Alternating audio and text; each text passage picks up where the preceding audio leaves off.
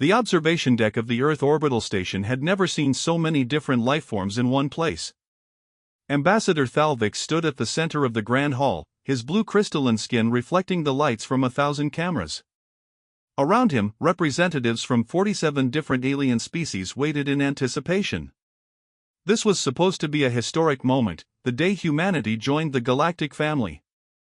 Hyunwoo walked into the hall with steady steps. Behind him came Ji-won and 5 other human delegates. They wore simple dark suits, nothing fancy or ceremonial. The aliens had dressed in their finest ceremonial garments, covered in medals and symbols of their ancient houses. The humans looked almost plain by comparison. Thalvik extended his 3-fingered hand in the traditional gesture of welcome. His translator device hummed softly as he spoke. People of Earth, on behalf of the Galactic Council and all civilized species of this galaxy, I welcome you. Today marks the end of your isolation and the beginning of a glorious partnership that will span the stars. Hyunwoo shook the ambassador's hand. His grip was firm but not aggressive. He smiled politely. Thank you for your kind words, Ambassador. We have reviewed your proposal carefully. The alien's eyes brightened.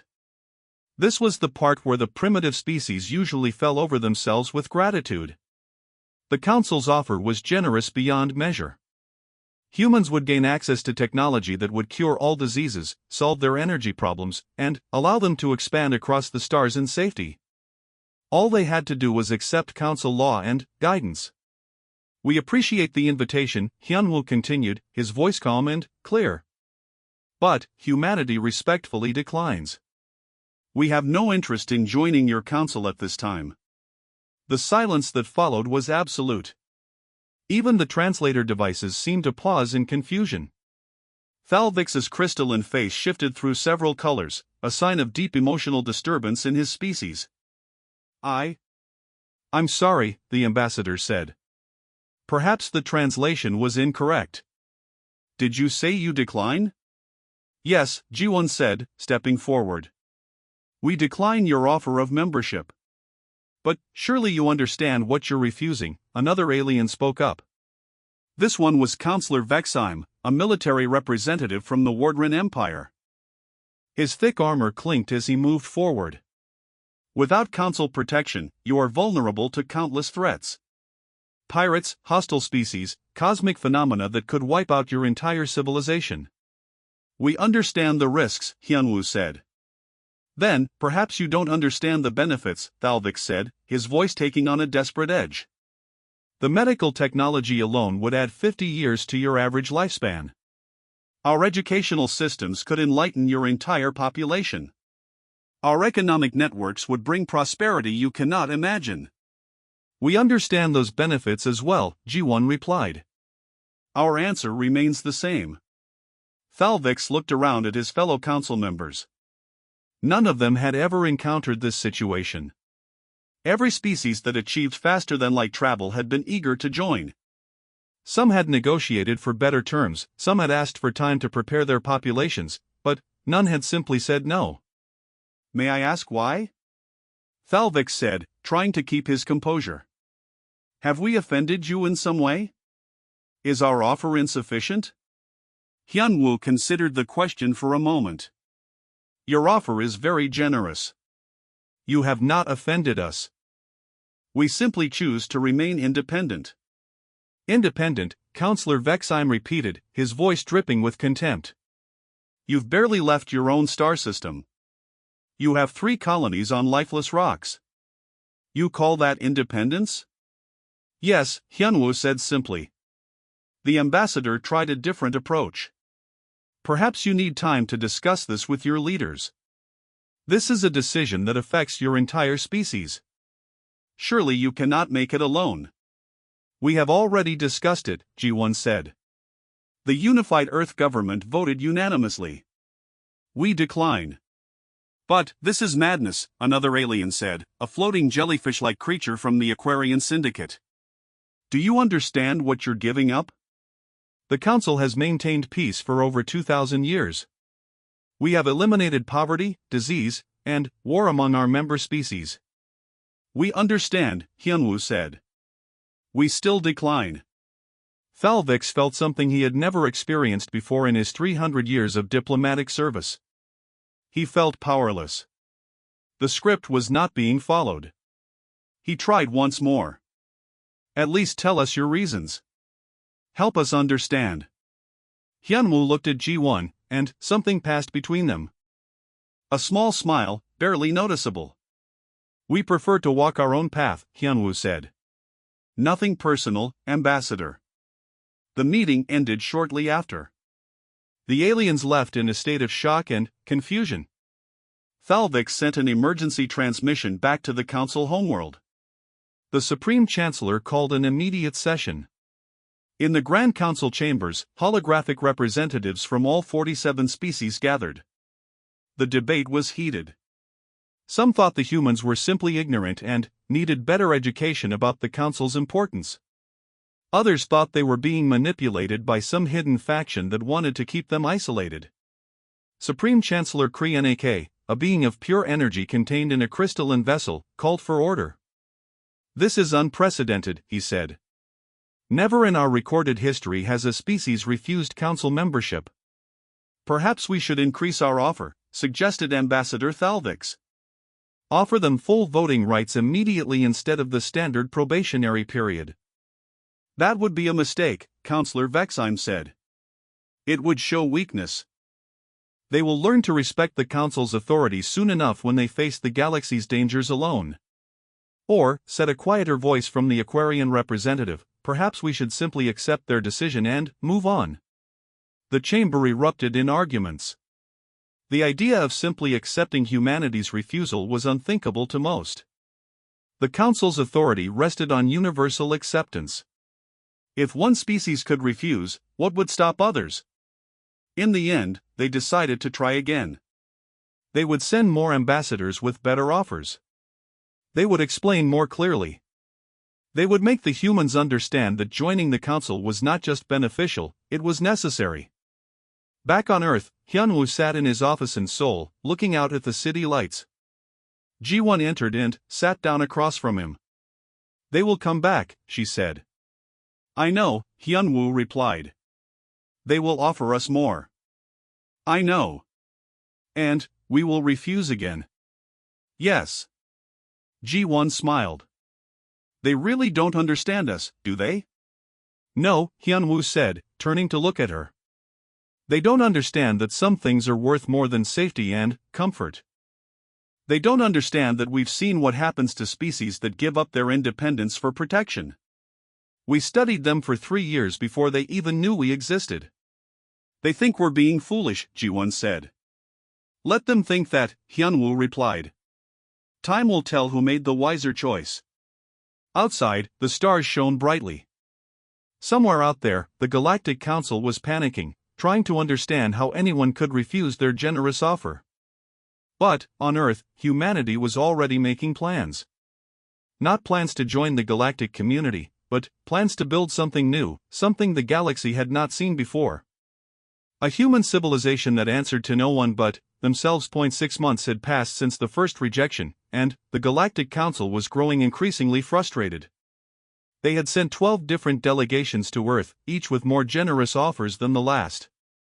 The latest group arrived with promises that seemed almost desperate.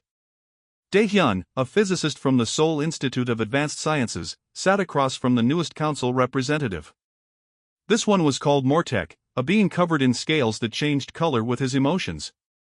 Right now, those scales were showing deep purple, a sign of confusion among his people. Dr. Dae-hyun, Mortek said, we are offering you the complete mathematical framework for zero-point energy extraction. This technology could power your entire planet for 1,000,000 years without any pollution or resource depletion. Surely this is worth consideration. Dae-hyun nodded politely. He had reviewed the documents. The technology was real and impressive. I appreciate the offer, Ambassador Mortek. But our answer is still no. But why? Mortek's scales flashed red with frustration. Your scientists would understand the value of this. You could revolutionize your civilization overnight. We could, Dae-hyun agreed. But we prefer to develop our own solutions. In another meeting room, Sujin, a military advisor, was having a similar conversation with Council security officers. They were warning her about the Void Reavers, about stellar pirates, about a dozen different threats that lurked in the darkness between stars. Without Council protection, your colonies are targets, the security officer said. We have patrol fleets that keep the space lanes safe. You have nothing. We'll manage, Sujin replied, her expression giving nothing away. The security officer leaned forward. You don't understand. We're trying to help you. Why won't you let us? Sujin smiled. We appreciate your concern. But we decline. While the Council kept sending delegations, humanity was busy. Construction vessels were spreading out from Earth at an impressive rate. New colonies appeared on planets that the Council had marked for future development. When Council surveyors arrived at these worlds, they found humans already building cities. The confrontations were strange. The Council ships would arrive, demanding that the humans leave. The humans would politely refuse. The Council would threaten sanctions or military action. The humans would continue building and say they had no interest in fighting, but they weren't leaving either. What could the Council do? They had never actually forced anyone to do anything. Their power came from everyone agreeing to their rules. When someone simply ignored the rules without being aggressive about it, the Council had no response. Supreme Chancellor Kree Nak called another emergency session. This cannot continue, he said to the assembled representatives. The humans are spreading across space with no regard for Council regulations. They're claiming worlds without permission, building colonies without safety inspections, and they refuse to even talk to us about it. We need to understand them better, said Intelligence Director Vornath. I propose we send an agent to Earth. Someone who can infiltrate their society and discover what they're really planning. The Council agreed. They needed someone who could pass as human, someone who understood both cultures. They found Myri. Myri was unique. Born on Earth 30 years ago, she had been on a transport ship that was attacked by pirates when she was 5. The Council fleet had rescued her, but her parents had died. A Centaurian family had adopted her, raised her in Council society. She looked completely human but fought like a Council citizen. She arrived on Earth expecting to find a world gripped by fear or controlled by some authoritarian government. Instead, she found Sol, a city more advanced and vibrant than many Council worlds. People walked freely in the streets. There were no security checkpoints, no surveillance drones watching every movement. The technology was less advanced than Council standard, but it was developing rapidly. More importantly, everyone seemed happy. Myri spent weeks observing, talking to people, trying to understand. She attended lectures at universities, visited factories, even joined local community groups. Everywhere she went, she asked the same question in different ways: why did humanity refuse the Council? Most people gave simple answers. We want to do things our own way. We don't like being told what to do. Why should we join? But then, she met Tae Yang, a cultural historian at Seoul National University. He was giving a lecture on the history of independence movements throughout human civilization. Myri stayed after to talk with him. Your Council raised, Tae Yang said when they met. It wasn't a question. How did you know? Myri asked, surprised. The way you walk, the way you speak. You were taught to always seek consensus, to value collective safety over individual choice. Am I right? Yes, Myri admitted. I was adopted by a Centaurian family after my parents died. Tae Yang nodded sympathetically. I'm sorry for your loss. But that makes you perfect to understand both sides. Would you like to know the real reason we refused the Council? Very much, Myri said. Tae Yang took her to his office and pulled up a holographic display. It showed the Council's history over the past 2,000 years. We studied you, he said. For 3 years before you made contact, we watched your broadcasts, analyzed your public records, studied every species that joined the Council. And what did you find? Myri asked. A pattern, Taeyang said. Every species that joins the council becomes dependent on it. They stop innovating because why bother when the council provides everything? They stop taking risks because the council keeps them safe. They stop growing because the council maintains perfect stability. He pulled up comparison charts. Look at the Centaurians. Before joining the council, they made technological breakthroughs every few decades. After joining, nothing. Just maintaining what they have. The same pattern appears in every member species. But, they're safe, Myri argued. They're prosperous. No wars, no poverty, no disease.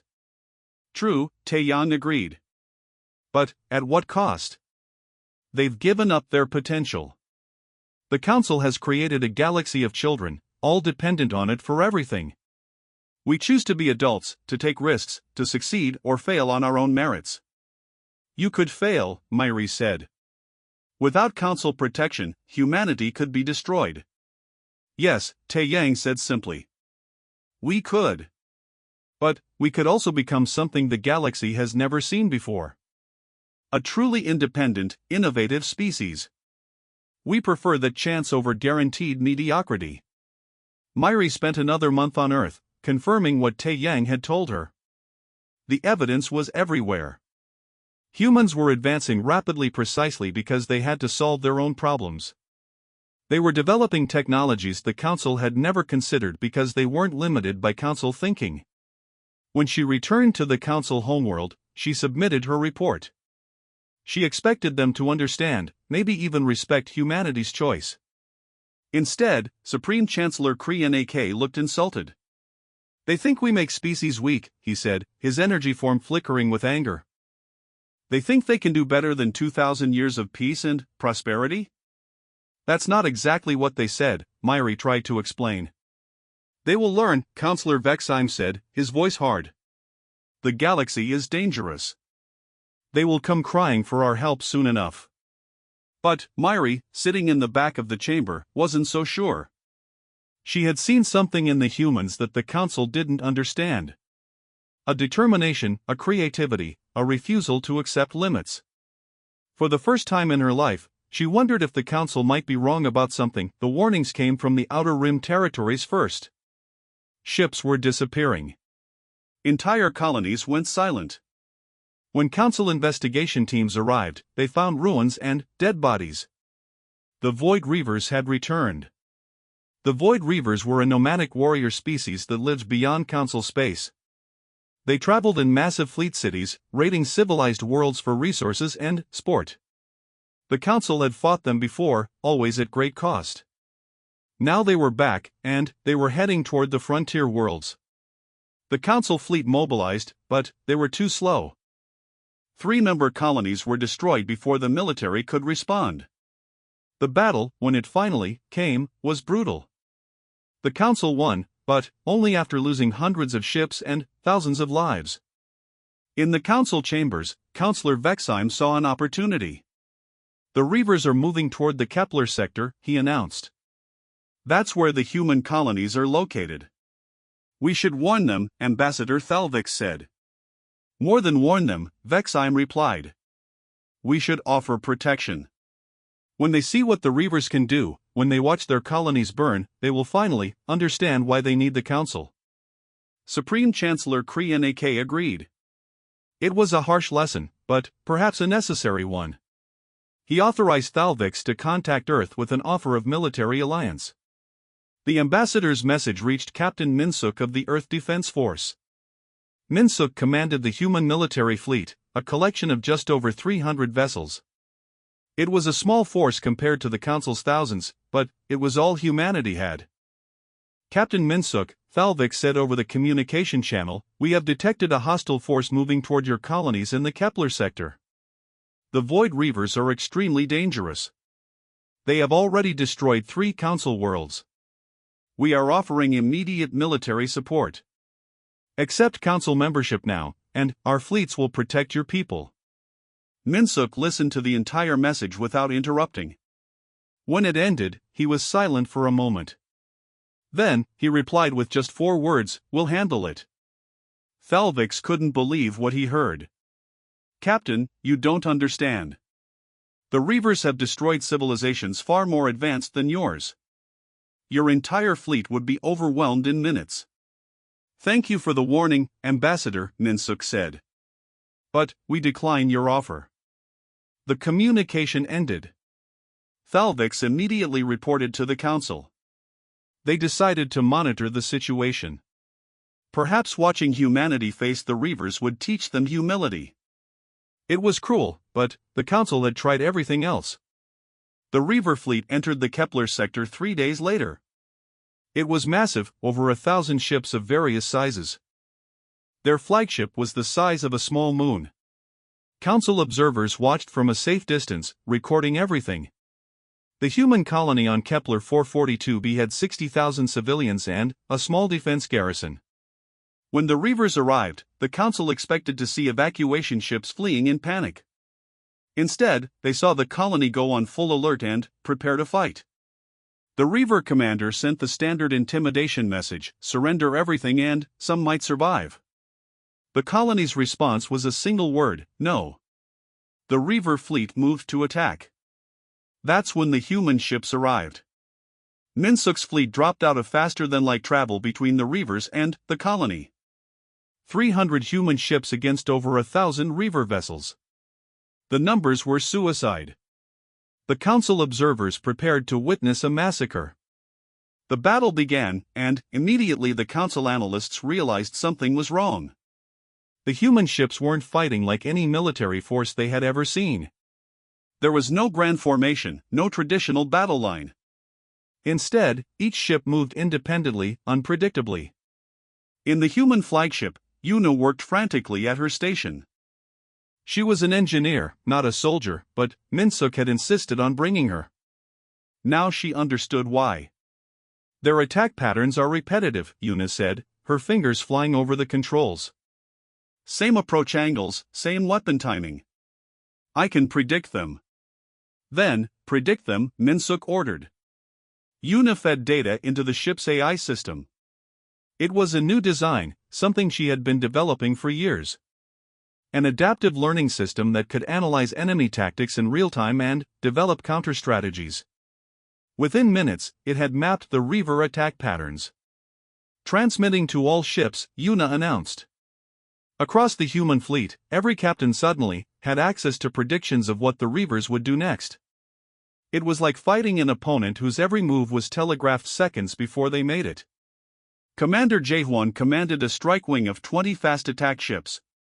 He received Yuna's data and immediately saw the opportunity. All wings were going guerrilla. Hit and run, no sustained engagements. Use their predictability against them. The human ships scattered into small groups.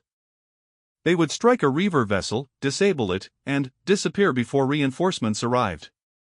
Then, they would appear somewhere else and do it again.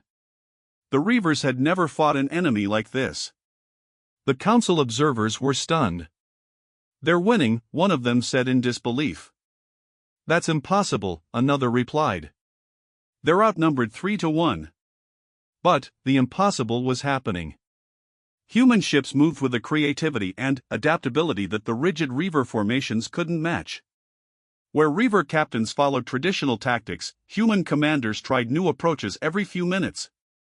The turning point came when Jaehwan led his strike wing directly into the Reaver flagship's blind spot, a weak point in their shield coverage that only existed because their shields were designed to ancient specifications that no one ever questioned. "All ships, full weapons on my mark," Jaehwan commanded. 3, 2, 1, mark. 20 human ships fired simultaneously at the exact same point on the flagship's shields. The concentrated attack overwhelmed the defensive systems. The shields collapsed, and the flagship's hull was breached. The Reaver fleet panicked. Without their flagship coordinating their movements, the individual ships fell into chaos. The human fleet pressed their advantage. Within an hour, half the Reaver fleet was disabled or destroyed. The rest fled. Captain Minsuk surveyed the battlefield. They had lost 32 ships and over 1,000 crew members. It was a heavy price, but they had one. The colony was safe. Captain, Una said from her station, we're receiving multiple transmissions from damaged Reaver vessels. They're dead in space. Send recovery teams, Minsuk ordered. I want every piece of Reaver technology studied and catalogued. In the Council observation vessel, the analysts sat in stunned silence. They had just watched a species that barely knew how to build faster-than-light drives defeat one of the galaxy's most feared warrior races. We need to report this immediately, the lead observer said. The report reached the Council chambers within hours. Supreme Chancellor Kriak listened to it 3 times, certain there must be some mistake. They defeated the Reavers, he said. The same Reavers that destroyed 3 of our colonies? Yes, Chancellor, the analyst confirmed. Not only defeated them but captured several vessels. Our intelligence suggests they're already reverse engineering Reaver technology. Councillor Vexheim, who had suggested letting the humans face the Reavers as a lesson, said nothing. His plan to humble humanity had backfired spectacularly. Ambassador Thalvix spoke up. With respect, Chancellor, this changes everything. Humanity has just demonstrated military capability beyond what we predicted. They advance faster than any species in recorded history. Then, what do you suggest? Kriak asked. I suggest we recognize that our attempts to pressure them into membership are failing. Every test we put before them, they pass. Every challenge we expect to break them only makes them stronger. Are you suggesting we give up? Vexheim demanded. I'm suggesting we're approaching this wrong, Thalvix replied. We're not dealing with a primitive species that needs our guidance. We're dealing with something we've never encountered before. That night, Myri sat in her quarters reviewing the battle footage. She had been right. The humans were different. They didn't just refuse to follow the Council's path. They were creating their own path, and it was working. She made a decision. Tomorrow, she would resign from Council service. She wanted to see where this human path would lead. 3 months after the Reaver defeat, the Galactic Council faced a new crisis. This time, it wasn't military. It was economic, and, in many ways, it was worse. It started on Velnir 3, a Council member world on the Outer Rim. The planet's economy relied on importing advanced technology from the core worlds, technology that came with heavy Council tariffs and regulations. Then, human traders arrived with an interesting proposal. Suhyun stood in the Velnir 3 Trade Ministry, presenting her offer to the Planetary Commerce Director. She was Earth's new trade representative, and she had been busy. We can provide the same fusion reactors you currently import from the Council, she explained, displaying holographic schematics. Our design is 92% as efficient, but it costs 40% less. No Council tariffs, no regulatory fees, no waiting periods. The Velnir director studied the specifications carefully.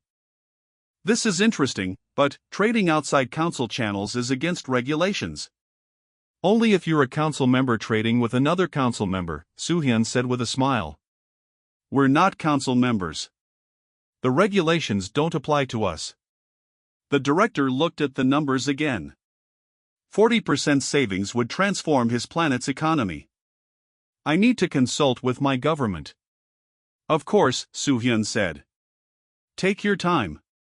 We'll be here. Within a week, Velnir 3 signed a trade agreement with Earth. They weren't leaving the Council, just buying some goods from humans instead. It seemed harmless enough. But it wasn't just Velnir 3. Suhyun had established similar deals with 15 other worlds. Human goods were flooding into Council space, undercutting established markets, offering alternatives that cost less and came without Council bureaucracy. In the Council Economic Ministry, alarms were sounding. This is a disaster, the economic director announced to the assembled representatives. Human trade is disrupting our entire economic system. How bad is it? Supreme Chancellor Kriak asked. 6 member worlds have requested exemptions from Council trade regulations to deal with humans. Another 12 are buying human goods through intermediaries. If this continues, our economic control will collapse. Councillor Vexheim slammed his fist on the table. Then, we ban trade with humans. Make it illegal for any council member to buy their products. We tried that, the economic director said wearily. The Aquarian Syndicate threatened to leave the council if we restricted their trade freedom. They said if humans can be independent and prosperous, why can't they? That was the real problem. Humanity's success was making other species question the council's necessity. For 2,000 years, the council had maintained control by making membership seem essential. Now humans were proving it wasn't. Ambassador Thalvix received reports from across council space. There were protests on 7 worlds demanding more independence. The Aquarian Syndicate had formally proposed restructuring the council to allow member worlds more autonomy. 3 smaller species were openly discussing leaving. The humans are destroying us without firing a single shot, Thalvix reported to the council. They're not attacking our military or our territory. They're attacking our credibility.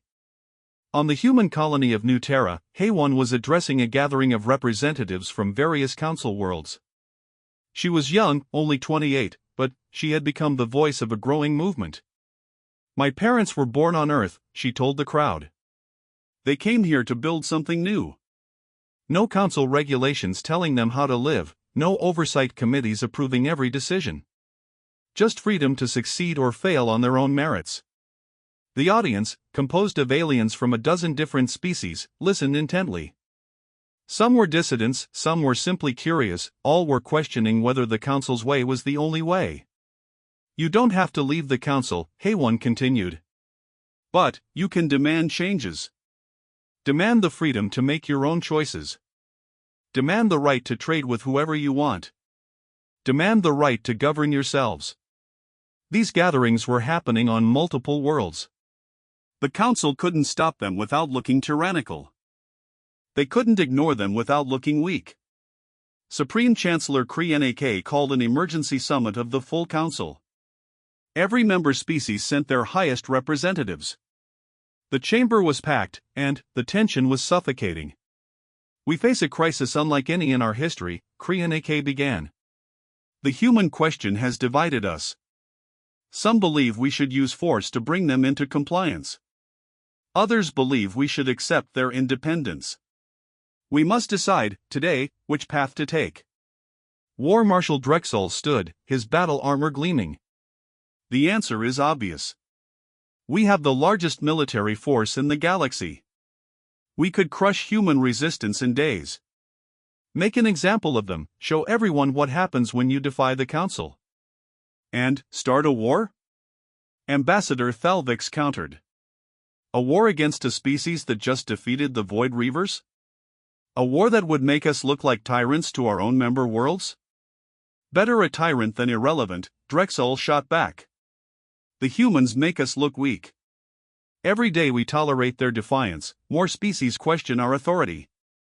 The debate raged for hours. The military faction argued for decisive action. The diplomatic corps argued for continued negotiation. The economic ministers argued for sanctions and trade restrictions. Finally, a vote was called. The council would issue an ultimatum. Humanity had 30 solar days to accept council membership or face consequences. The exact nature of those consequences was left deliberately vague, but military intervention was clearly implied. The job of delivering the ultimatum fell to Myri. She had recently resigned from council service, but they asked her to take this one final mission. She agreed, though her heart wasn't in it. She arrived on Earth and requested a meeting with Jinho, the representative of the unified Earth government.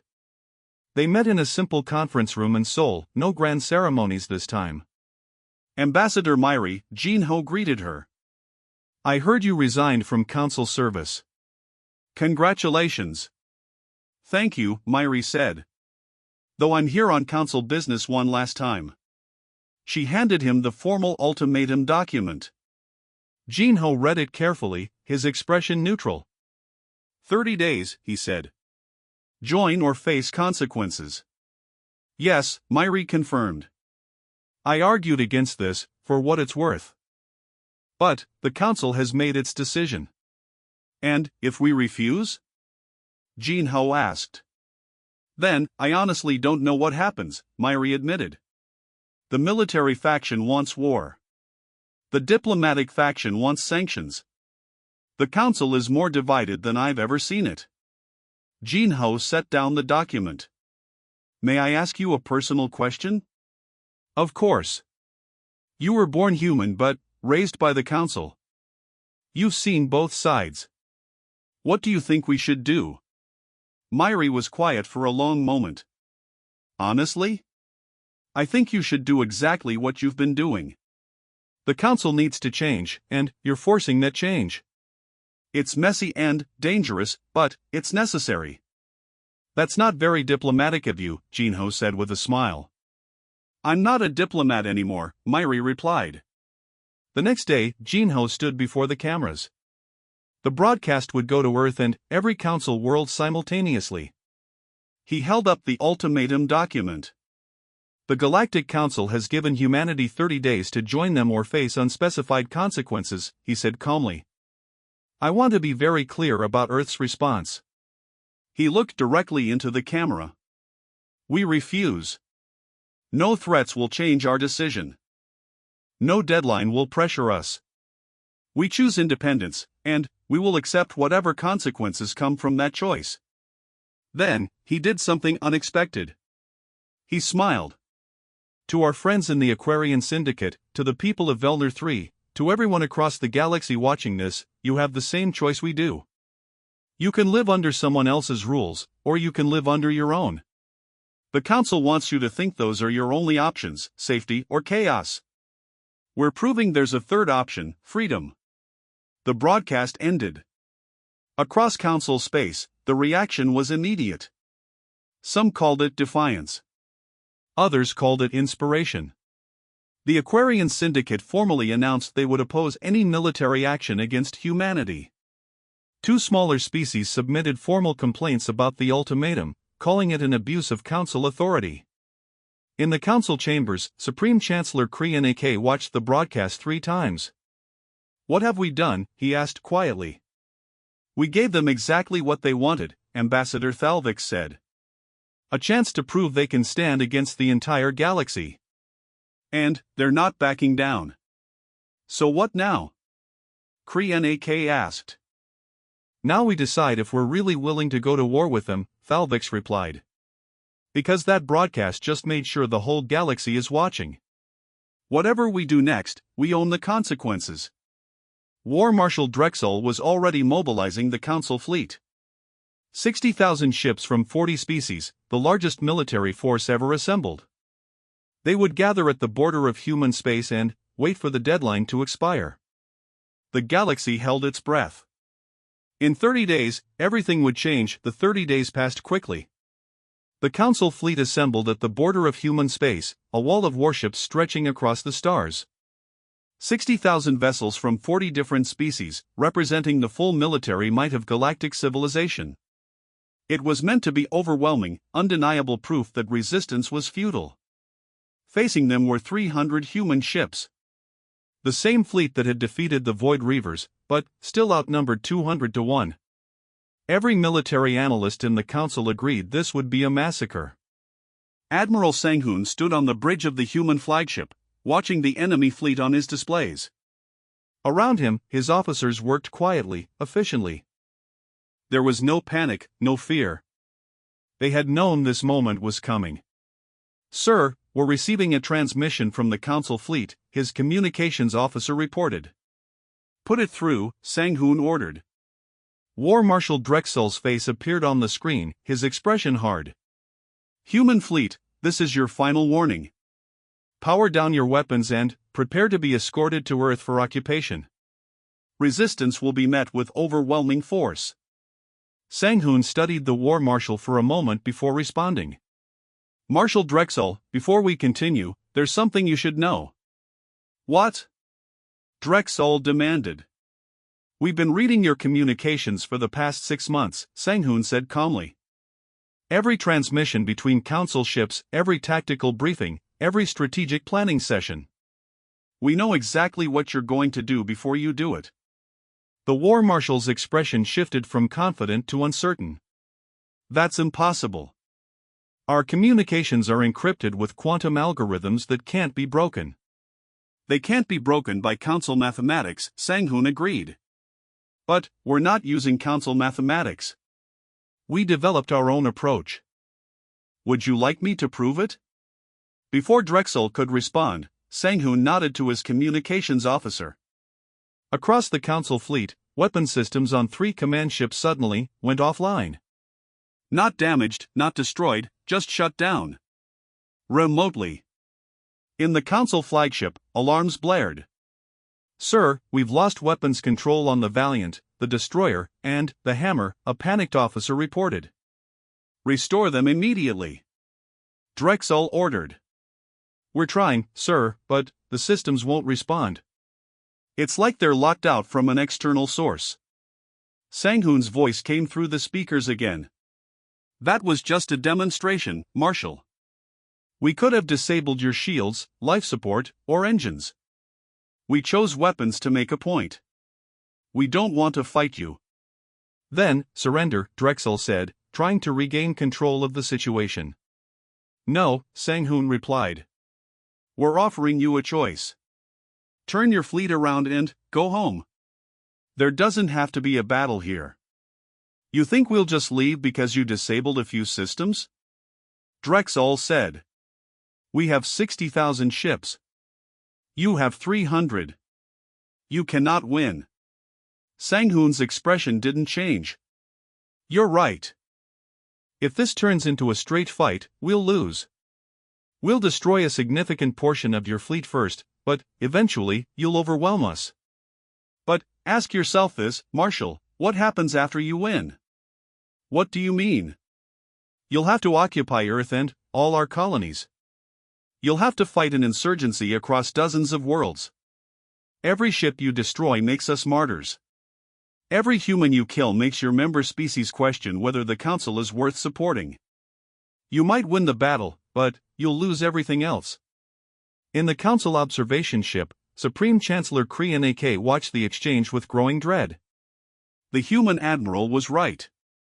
This was a war the Council couldn't afford to win. But Drexel was too angry to see it. All ships, prepare to engage, he ordered his fleet. That's when something unexpected happened. Several Council ships began breaking formation. First a few, then dozens, then hundreds. They weren't fleeing. They were refusing to fight. Sir, the Aquarian Syndicate fleet is withdrawing, an officer reported. So are the Velner ships and the Centaurian vessels. Get them back in formation. Drexel shouted. But the withdrawals continued. Over a quarter of the Council fleet simply refused to participate. They moved away from the battle zone and powered down their weapons. The Aquarian Fleet commander sent a message on an open channel. The Aquarian Syndicate does not support this action. We will not fire on humans who have committed no crime except wanting to be free. Other fleet commanders echoed the sentiment. The Grand Coalition was falling apart before the battle even began. Boare watched from her station on a human intelligence ship. She had been coordinating the spy network that infiltrated Council communications. She had also been sending carefully selected information to sympathetic Council species, showing them exactly what this war would look like. It's working, she told her team. The fleet is fracturing. Back on the Council flagship, Drexel was in a rage. This is mutiny. All ships that refuse to engage will face consequences. What consequences? A Velner commander replied over the open channel. You'll attack us too? How many wars can you fight at once, Marshal? Supreme Chancellor Krian AK had seen enough. He opened a direct channel to the War Marshal. Drexel, stand down. That's an order. Chancellor, we can still win this, Drexel protested. Win what? Krian AK replied. We've already lost. Look at what's happening. Our own fleet is refusing to fight. We're on the verge of civil war, and the humans haven't even fired a shot. Krian AK opened a channel to Admiral Sang-hoon. Admiral, this is Supreme Chancellor Krian AK. May I speak with your diplomatic representative? I'll get Hyun-woo, Sang-hoon said. A few minutes later, Hyun-woo's face appeared on screen. He was on Earth, in the same Seoul office where this all began nearly a year ago. Chancellor, Hyun-woo greeted him politely. I think it's time we had an honest conversation, Krian AK said. Not as superior to inferior, but as equals. What will it take to end this peacefully? Recognition of our sovereignty, Hyun-woo said immediately. No more demands to join the council. No more threats. Just acceptance that we have the right to exist as an independent civilization. And, in return? We offer a non-aggression pact, Hyun-woo said. We have no interest in threatening the council or any of its members. We're also willing to share some of our technology and establish trade relationships. Not as members, but as independent partners. Krian AK was silent for a long moment. Finally, he spoke. I will need to present this to the full council, but I believe we can agree to these terms. One more thing, Hyun-woo added. Any council species that wants to leave and follow an independent path should be allowed to do so without penalty. That was a harder ask. It meant potentially losing more members. But Krian AK knew he had no choice. Agreed. The formal treaty was signed 3 months later.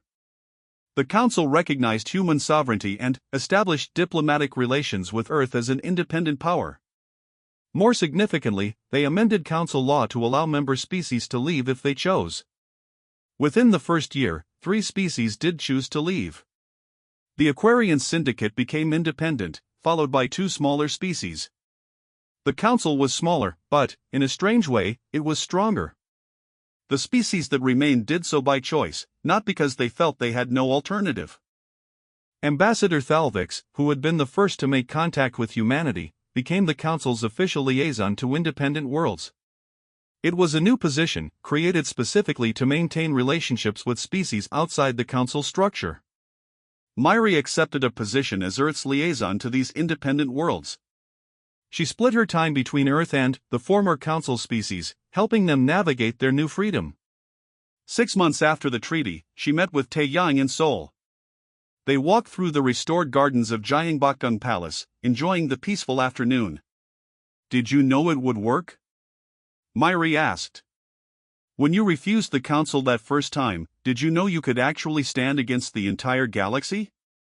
Taeyang smiled. Honestly? We weren't sure.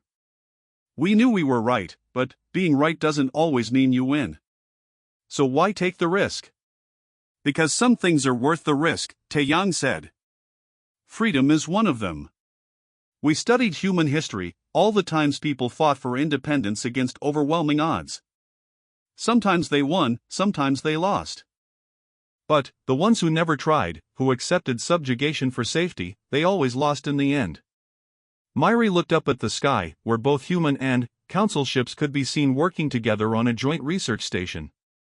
It was the first truly cooperative project between humans and council species, built not because anyone demanded it, but because both sides wanted it. The council is changing, she observed. The species that left are doing well. The ones that stayed are demanding more autonomy. In a way, Earth changed the entire galaxy. Not Earth, Taeyang corrected. A simple idea changed the galaxy. The idea that you can say no. That you can choose your own path. That freedom matters more than safety. Above them, the joint research station gleamed in the sunlight. Human scientists and council researchers worked side by side, not because they had to, but because they chose to. It was a small thing, but it represented something revolutionary. For 2,000 years, the Galactic Council had maintained order by making membership essential. They had created a galaxy where everyone followed the same rules, pursued the same goals, lived the same way. Then, humanity said no. Just that one word, repeated over and over. No, we won't join. No, we won't submit. No, we won't compromise our independence. And, somehow, that single word had rewritten the rules of galactic civilization. In the council chambers, Supreme Chancellor Krianak addressed the assembly. "We believed the council's strength came from universal membership," he said. "We were wrong. Our true strength comes from being worth joining, not from forcing anyone to join. The humans taught us that lesson." He looked at the remaining member species. "From this day forward, the council exists to serve its members, not to control them. Any species may leave at any time. Any species may join under terms they negotiate. We are no longer an empire demanding obedience. We are a voluntary alliance of free civilizations." The vote to accept the new structure was unanimous. Back on Earth, Hyunwoo watched the council proceedings with satisfaction. Ji-won entered his office and sat down. "We did it," she said. "Yes," Hyunwoo agreed. "Though I'm not sure anyone truly understands what we did." "We refused to join their club," Ji-won said. "No," Hyunwoo replied. "We proved that their club was optional." "That's much more dangerous to them than simple defiance." Outside, Seoul bustled with activity. Human ships and council vessels traded peacefully. Students from a dozen species studied at human universities. The galaxy was changing, evolving, becoming something new. All because humanity had the courage to say one simple word: no.